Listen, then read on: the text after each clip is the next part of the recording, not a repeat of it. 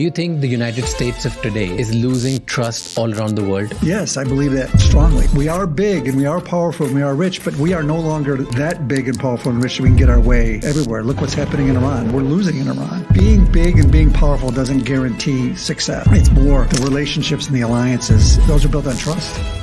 Isn't he doing good for America? No, I think he's a narcissist and he can only see the world that benefits him and his people. He's a mean, nasty, ignorant person who nobody likes. John Cipher, former CIA intelligence officer. He spent 28 years in the CIA's secret operations, recruiting spies and carrying out intelligence missions across the globe. You worked in Russia, China, Pakistan. Explain me how each of them is different and what are their ways to operate. Russia is losing the 21st century and they want to just overthrow the system and create chaos. And countries like China, they want to sort of own the 21st century. And so they are benefit on of trade and they're making lots of money, they're making lots of relationships, and they're also going to use a lot of these cyber attacks to weaken others on the outside. Other places like Pakistan, it's focused just in its neighborhood, probably 90% focused on you. And India? They have to be focused on serious threats, right? So China, Pakistan, you're dealing with what's going on in Bangladesh now and all those kind of things.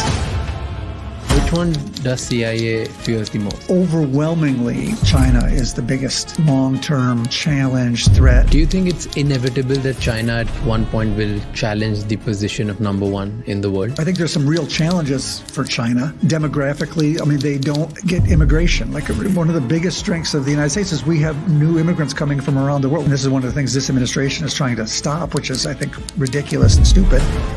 You were in Russia for a very long time. Tell me about Putin. What does he actually want, which he cannot say publicly? I think he, like any dictator, and we're seeing it actually with Trump now, is they want to be seen in history as sort of the great czars and powerful leaders. And I think he has to worry now that he may have jeopardized that by this sort of failure in Ukraine.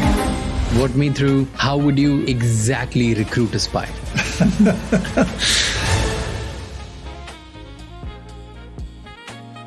If you have found anything valuable from this channel, please subscribe.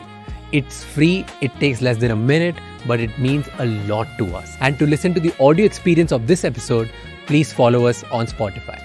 This episode is brought to you by our travel partner GoIbibo. Check out the link in the description to download the app and avail exclusive first-time user discounts.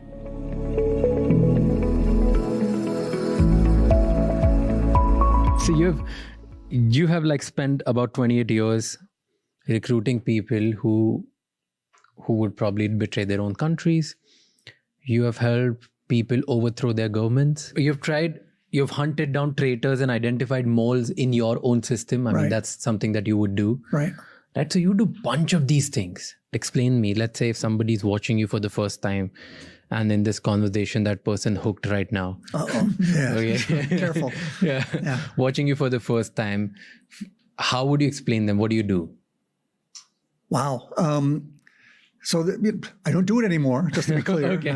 What have you done? I did for a career, and it was actually a very rewarding and fun career. So in general, CIA, I don't want to make it look like it's bigger and more powerful than it is. It's just one piece of a larger U.S. national security apparatus, and it's just one piece of the intelligence collection part and intelligence analysis of the United States.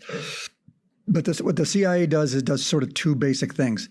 It is the espionage part of the U.S. intelligence, which means running human spies around the world, and it is sort of the main analytic cadre of the U.S. intelligence. So there's almost like a small, mid-sized university. So there's people there who are on the analytic side. They stay in Washington mostly, and they have people who are experts on everything. So there's cadres of people who are experts on the Indian economy and the Indian Navy and the Indian relationships with China and whatever. And then there's people who are experts on the Tunisian economy and on Iranian missile systems and and their job is to they receive intelligence from everywhere. So they're trying to read all of the academic papers. They're trying to, look at articles of what's coming from businessmen. They're looking at what's coming from satellites, from U.S. diplomats around the world, State Department officials. All that information on your subject is coming to you. And then of the things that the U.S. government is collecting,